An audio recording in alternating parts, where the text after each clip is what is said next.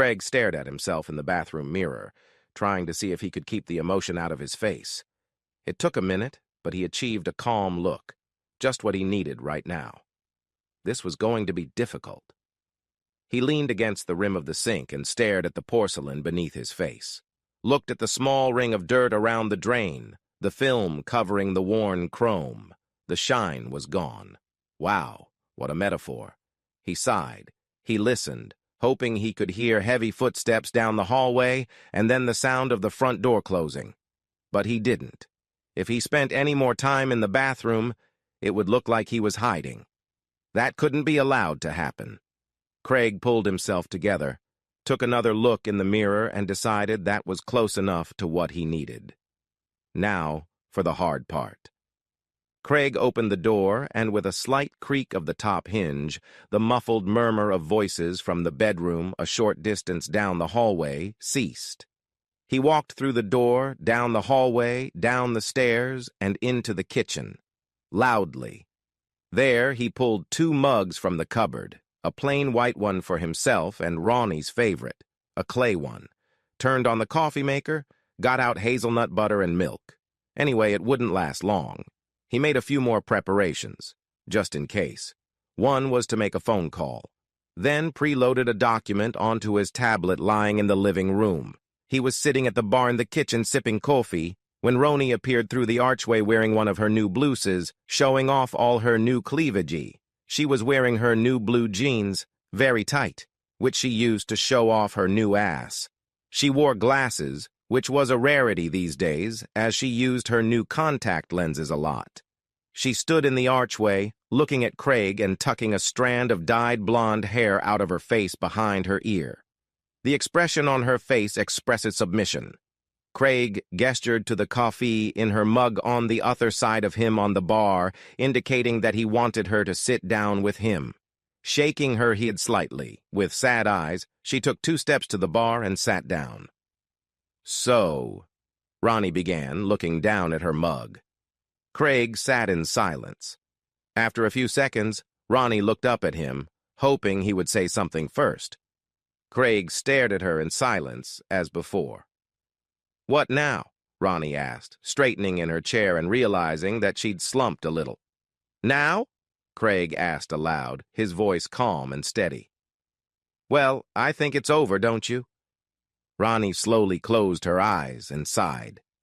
"I don't want it to be like this," Ronnie said to her husband. Craig pronounced. "I can't imagine you don't want it to be. But after today, after everything you've done, I'm not even mad anymore, Ronnie. I'm just tired." She looked down at her mug, at the bulges of her newly lifted breasts. She reached out with both hands and cupped them around the top of the mug, feeling the soothing warmth. Craig had even added her favorite cream. She could see and smell it. It didn't have to be the end. "I guess I was a bitch," Ronnie said. Craig snorted in agreement. "But we can get through this." Craig stared at Ronnie in silence, fingertips tapping the sides of his mug. "Are you still going to be a bitch?" Craig asked after a long pause. Ronnie wasn't used to being at a disadvantage to her husband. He had never spoken to her in that tone of voice. The question gave her a slight shock. "It's a rhetorical question," Craig said, as Ronnie prepared to answer. After something like that, Craig nodded toward their bedroom. No chance. Ronnie sighed, trying to find a way to make Craig understand.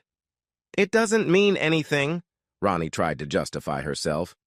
"I don't feel anything for him. It's just for sex." "I disagree," Craig stated, taking a small sip of his coffee. Ronnie reached across the table to touch her husband's hand around the mug. "Don't touch me," Craig growled at her. Ronnie froze. "I don't want your twisted and depraved flesh touching mine anymore," Craig told her, managing to get his emotions under control. Almost. Ronnie didn't know how to react to that. She jerked her hand away and took up her mug again, stared at Craig with a pained look on her face, unable to understand why this man, her very intelligent, loving, patient husband, who had given her so much, Would reject her like this? He had never said anything like this before. She thought he liked the changes she had made in herself. "I shouldn't have agreed to this," Craig said, running his eyes carefully over his wife, the part of her visible above the bar. "That's when it all went down." "Honey, we did it to make me feel better," Ronnie reminded him. "Oh, I guess that's where it all started." There was anger in Craig's voice, and although his gaze was steady, his voice wasn't. He was having a hard time keeping it all together. The liposuction, the elevator, then the first augmentation, then dental work, second breast surgery, just to make it look more lush. Nose job. All of it. Yes, at first it was to make you feel better about yourself. Ronnie tried to answer something, but Craig interrupted her. After the first breast augmentation, it was about making yourself as sexy as possible. Ronnie stood up so fast that the bar stool toppled over. "What's wrong with that? I've never been sexy." Craig started to gaining air in his lungs to say something, but Ronnie was on a roll, partly out of guilt, partly out of a need to go on the offensive, and partly out of fear. "I've always been just plain habitual Veronica," Ronnie accused. "The average Veronica. No one looked at me. No one noticed me. Oh, yes, I was smart and good at school, but no one wanted me. Nobody wanted me. That depressed me, Craig. So yeah, when I got the chance, I fixed that." Craig snorted. "I'm sexy now. Men want me." Ronnie jabbed her finger at Craig, who was sitting at the kitchen counter watching her. "I have big breasts. I have an ass. I've got hair. My nose is fixed. No one looks past me anymore. You just can't get over it." Craig looked at his wife with a chuckle. Ronnie wasn't interested in that. "Your fragile little ego can't handle the fact that I took my problem in hand, made myself what men want, and you saw it as a threat," Ronnie accused, her volume rising. "You can't handle being married to all of this." Ronnie ran her hands down the sides of her breasts, down her waist, down her thighs, as long as there were enough hands. Then she lifted her hands and ran them through her long blonde hair, simultaneously jutting out her breasts and swaying her hips. She had practiced this movement and pose endlessly. "You're small, Craig," Ronnie spat out to her husband and changed her pose. "And you can't handle what I am now. You'd want me to be just Veronica living in our tiny house, driving our old cars, just living." Ronnie spewed at her husband, feeling more and more in control of the situation each time. "Well, I got my breasts done, and I didn't refuse to improve further," Ronnie justified herself. "I had the fat folds at my waist sucked off, and I got a bonus at that expense. I got a nose job and a new client. The sexier I get, the more I get, Craig."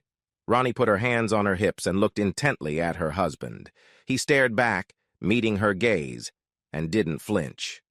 "You men are so simple," Ronnie jabbed. "You think with your one mind, and I use it. See those breasts?" Ronnie moved forward again. "These breasts, which you loved so much, brought me a bonus of 5,000, and they're going to bring me more." Ronnie grabbed a strand of her hair. "This hair that used to be black?" Ronnie pointed at the lock with her other hand. "You men react to blondes. I did that, and men started looking at me askew." Ronnie turned around and held her ass out towards Craig. "That ass? Men stumble over trying to get a good look at me as I walk past them." Ronnie turned to face her unimpressed husband again. "And all this?" Ronnie gestured at herself. "Thanks to him, I got the regional manager through my bed. I'll get the next promotion too, Craig." "It's all an investment, asshole," Ronnie shouted. "An investment in me, in us, in our future."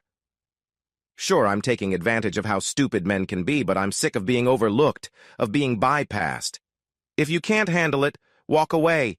And if you can, get over it." "Should I leave?" Craig asked, his tone flat, normal volume, a slight smile playing on his face. "If you're so weak you can't handle it, then yeah, get the fuck out," shouted Ronnie. "When you come back, maybe I'll let you try again, but you'll have to change your attitude." "No," said Craig, picking up his cup and taking a sip. "No," yelled Ronnie. "No?" "No," Craig confirmed. Ronnie walked over to the bar and leaned on it, trying to look threatening to her husband. "Then if you're staying, you'd better follow the program, you asshole," she said to him. "I'm not going to put up with this shit. Seriously, Craig, if you can't put up with it, get the hell out." "No," Craig said again, his voice flat. "You stupid shit." Spat out at him. Ronnie spat out at him. "Well, finally! This is how it works. That's what I'm doing." "Still no," Craig said, taking another sip. Ronnie's eyes widened, foam appearing at the corner of his mouth. "Fuck you and your no," Ronnie said to Craig. "That's how right I am. I'm going to go back upstairs and sleep with that guy in our bedroom. He'll promote me again for it. I'll make another 15 grand a year. I'll have more clients and more bonuses." Craig shook his head, pretending he didn't care anymore. In truth, he did. He had been depressed at the beginning of the conversation, but now he was determined. "You can't stop me, Craig." Ronnie was angered by his nonverbal denial. "If you want to be with me, you'd better find out how things are going to go from here." "No, I don't want to be with you anymore, Ronnie," Craig said, setting down his mug. "Not anymore. It's over." "I've got something to say about that," Ronnie spat out. "Not really," Craig said confidently. "Here, let me prove something to you." Craig sat up, took a breath, and then suddenly shouted, "Hey, you, in my bedroom, Vice President, you're trespassing. Get out of my house." "No, he's not leaving." Ronnie pointed her finger at Craig. "He will," Craig said, putting his elbows back on the countertop. "Stay there, Eric," shouted Ronnie toward the bedroom. Craig took his mug with both hands again. Ronnie stared at Craig for a few seconds, not thinking straight. Then, after a few breaths, she had her thoughts again. "Craig, it doesn't have to be like this," Ronnie said angrily to her husband. "I know. Look, I know what I've done to you is wrong. I know it hurts you. I wish you didn't have to see this." Ronnie waved her hand uncertainly toward the bedroom, "But this is what I need to move up. You men react to sex. You should know that." Craig nodded sideways, showing he understood, but also looked as if he couldn't deny the fact. "I feel good, honey. I really do. I'm not being ignored anymore. If I can make myself feel better and succeed, why not?" Ronnie reasoned. "Why can't I do that?" "Well, probably because you were my wife," said Craig simply. "I am your wife now." Ronnie attacked him. "I don't feel anything for this guy. He's just a dick who can give me something." "No, that's not it. Not really. But now I've decided to stop being patient with you," Craig said, sitting back down and starting to gesticulate as he spoke. "I know what you mean about being overlooked. I am not a significant person. I would describe myself as average." Craig ventured. "Some teams that hurts." "I agree with you." Ronnie crossed her arms over her chest, deciding to let Craig speak. "I paid for the first liposuction. I paid for the second one. I paid for those boobs. I paid for that haircut. I paid for that butt augmentation. All of that," Craig pointed casually at Ronnie's body, "was paid for by me. And I did it because I loved you and trusted you. Even when you started to change, after your first breast augmentation, I didn't say anything because it was a big change for you. I knew things were changing and you were getting what you thought you needed. But my mistake was exactly that, in being patient with you." Craig looked thoughtful. "You've gotten ugly, Ronnie." Ronnie snorted derisively. "First there were those comments where you insulted your sister at Thanksgiving," Craig said. "They were just dismissively rude. She's a lot like you used to be. You shouldn't have acted that way around her. Then, when your mom tried to talk to you, you blew her off. Oh, sure, you didn't bully your sister anymore that day, but you also ignored her and didn't apologize." "That's her problem," Ronnie stated. "No, this is a family problem," Craig ventured. You hurt your sister, you hurt your parents. And then you kept doing this to them. Have you noticed that they hardly talk to you anymore? Well, your brother uses some colorful epithets to describe you to me. I stopped defending you a long time ago when he uses them. Pfft, Ronnie disagreed. That was around the time you started teasing me in bed with your changes. Craig continued thoughtfully. Yeah, it was funny for a while, but then, after that, it didn't stop being teasing anymore, did it? Craig cast a questioning glance at Ronnie. After a while, you started trying to convince me that you were superior in some way. You liked that. It took me a while to realize that you started to enjoy humiliating me. Only in the bedroom, but yes, I did. So, Ronnie asked with a chuckle. And then you went after your old girlfriends, Craig remembered. Jules. You were terrible with her. She was your witness, remember? Ronnie only shrugged her shoulders. To hell with her if she can't see the obvious. Well, she did, Craig confirmed. That's why you're not friends anymore. Ronnie closed her eyes, took a deep breath in frustration, raised her eyebrows once, lowered them, and waited for Craig to continue. You've gotten worse and worse, Craig said, getting farther and farther away from Veronica, the woman I'd fallen in love with. Yes, she wasn't a model or a photo model, but she was loving, funny, smart, a little charmingly insecure, caring, compassionate, a terrible cook, a terrific friend, and my best friend. Ronnie looked at Craig with concern on her face. And you? Craig gestured at Ronnie with an open hand. You're just an evil plastic doll, which I don't like, and which I'm not going to put up with anymore. Then you can get the hell out of here? Ronnie spat, pointing at the front door. No, Craig said simply. A knock was heard from the other end of the house. Sorry, said Craig, standing up and walking out of the room. Now what? Ronnie asked irritably, rolling her eyes at the knocking on the door. The doorbell rang, and Ronnie heard Craig yell out, "Coming!"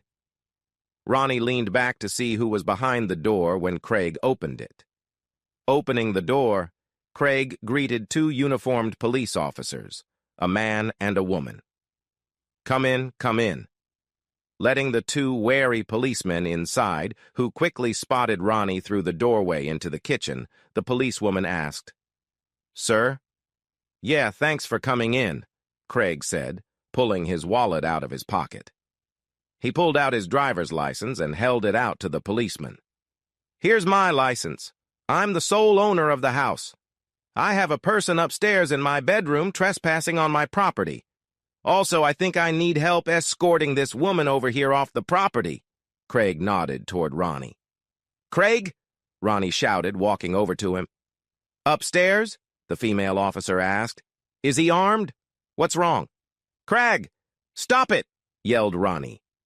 Officers, that's not true. Wait, Craig said, stepping around the officers and Ronnie. He entered the room and picked up his clipboard from the coffee table. Turning it on, he muttered, Wait, typing a copy of some document again. He walked back into the room and held out the tablet to the male officer. What is this? The officer asked, looking at the document. He looked it over, then looked at the driver's license. Handing the clipboard back, the officer said, Okay, you're the owner. What's going on here? Craig, Ronnie exclaimed, both angry and slightly frightened. She didn't like where this was going. It was out of her hands. I came home and found my wife in bed with her employer and they were engaged in lewd behavior, Craig explained. I told the guy he was trespassing on my property, but he's still here. I'd like him removed and I want to press charges. Craig! Ronnie exclaimed accusingly. The female officer muttered something about hating local challenges. Officers, this man was invited here by me, Ronnie explained, looking at her husband. He's not violating anyone's boundaries. Excuse me, ma'am, said the officer, trying not to look at the cleavage Ronnie was showing. But if any family member claims that an intruder is trespassing, according to the new city laws, that person must leave. If not, However, the officer shrugged. Did you inform him that he was not welcome here? The female officer asked. Yes, Craig said. Shouted it from the stairs. Didn't tell him in person. The door was locked as far as I know, and I didn't want to risk a face-to-face meeting. But I have the tape. Craig tapped his breast pocket, pointing to his cell phone. Craig, Ronnie hissed. Also, I'd like to have her... Craig nodded toward Ronnie. Escorted off the premises. I don't want her arrested, just removed. Was there any violence? The female officer asked, while the man was saying something into the walkie-talkie. She looked at Ronnie. What? No, said Ronnie. I didn't touch him. Ronnie pointed at Craig. I meant, did he hit you? Said the female officer, but I'm going to assume he didn't. Sir, can I ask you to show me where the bedroom is? The male officer asked. This is where my partner will stay with this woman. Sure, Craig replied as he walked past the two women. Ma'am, would you mind staying with me? The female officer asked, looking at Ronnie. But, began Ronnie, watching her husband and the officer walk up the stairs. This is all wrong. I'm sure it seems that way to you, ma'am, the officer replied. 10 minutes later, the male officer shouted, Let's go down! Along with two others went down the stairs. Turning the corner at the foot of the stairs, Chief Roney was in the lead. He was wearing his suit pants buttoned, but his fly and belt were unbuttoned. It was all he had on. His pale chest and unruly hair combined with angry eyes told the story of an unhappy man. He cast an angry glance at Ronnie as he walked past her and headed for the exit. A male officer followed him, one hand holding his jacket, shirt, tie, and shoes with socks inside, and with his other hand he held the handcuffs that were on his wrists behind Ronnie's boss's back. As he walked past, the male officer cast a glance at his partner and nodded. I'll let her pack her things, the female officer said to her partner. Craig stood back and watched what was happening. Craig, don't do this, Ronnie asked her husband after realizing what was happening. It's already done, Craig said sadly. I don't feel safe when you are here. You let strangers into the house when I am not around and you hide it from me. Your temper has changed a lot lately. You need to leave. Take your clothes and what you need, and we'll deal with the lawyers afterward. Craig said this mostly for the officer, in case he needed a witness in court with his cell. He thought that was a distinct possibility. Craig, no! Ronnie pleaded, holding out her hands. We can work this out. We've been trying to do this for a long time, Craig said, his eyes closed as the memories came over him. It didn't work out. It's all over. Sir, can we take some of her things? The female officer asked. Ronnie was stunned silent, realization coming over her like a plague. Sure, Craig said. She's got a car in her garage, a new BMW, not an old Subaru. She can use it. Nodding, the officer turned to Ronnie and said, Come on, honey. Let's get your things together. As Ronnie and the officer went upstairs, Craig pulled out his phone and stopped the recording. He didn't know how good the video would be, but he was sure the sound would be excellent. Standing still, he made sure the video was uploaded to the right place, and then sent copies to his attorney, Ronnie's family, and his family members. It didn't take long. He asked the lawyer to inform Ronnie's employers, but the lawyer advised him to hold off. It was better to have her employed in case the worst happened, and divorce was suddenly on the agenda, like now. Craig, no. We can work things out, Ronnie said as she came down the stairs and saw her soon-to-be ex-husband. I already tried, Craig said, tucking his phone back into his pocket and turning off the sound. Talked to you about the way you were acting, tried for months. At first you listened, and then you stopped. And then a couple weeks ago, after I saw you with your boss at a company party, I stopped too. Craig, please. I've told you this before, remember? Please, Craig said softly. Can you remember how many times? Come on, said the female officer, standing still and holding one of Ronnie's suitcases. Ronnie took hold of the handles of her suitcases and, with an incredibly lost look, headed with the officer towards the garage. Craig stood still for a while, waiting. It seemed to him that it wasn't over yet. When he heard the garage door open, the BMW drive in, and then the garage door close, he exhaled and felt the tension subside a little. He collapsed on the couch and sighed heavily, then cried for his wife, who he hoped would someday be able to break free from the person she'd turned into. The coffee in the kitchen on the bar counter had long since gone cold.